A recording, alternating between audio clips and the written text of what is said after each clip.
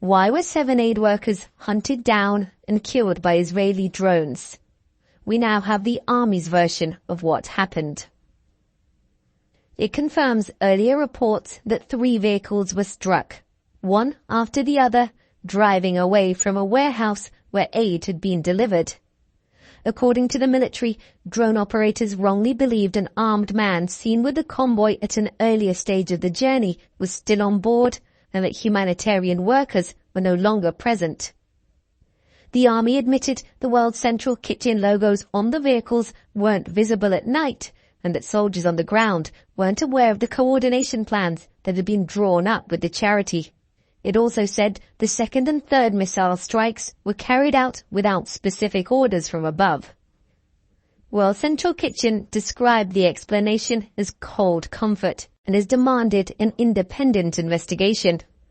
2 senior officers have been dismissed, 3 others reprimanded, and an assessment will be made as to whether criminal cases should be filed.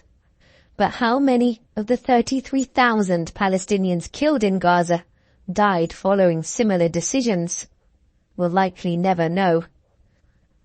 Under international pressure, and with famine imminent, Israel has finally agreed to reopen the Erez crossing into northern Gaza, destroyed during Hamas's October the 7th attack. Aid will also be brought to an Israeli port close to the Gaza Strip.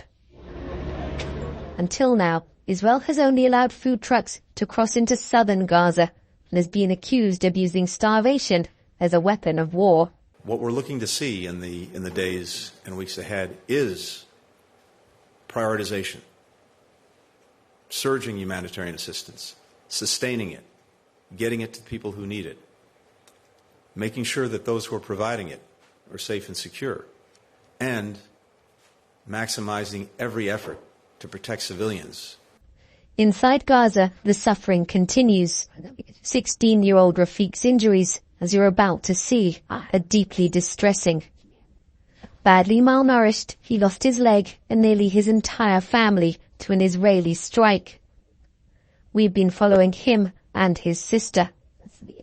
They were being treated in Al-Shifa hospital when the Israeli army moved in. They've now reached southern Gaza, but Rafiq's condition has deteriorated even further. There was no food or water. We were begging the doctors for water just to wet our lips, but there wasn't enough for that. Our suffering was extreme. We were suffocating from the gas bombs and gunpowder, so we couldn't sleep. They're desperate to leave Gaza and be reunited with their father, who's been stranded in Egypt.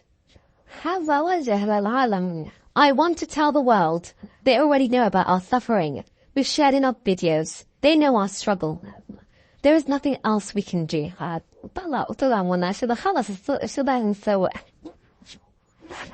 It's events in Iran that Israelis are most closely focused on right now, though.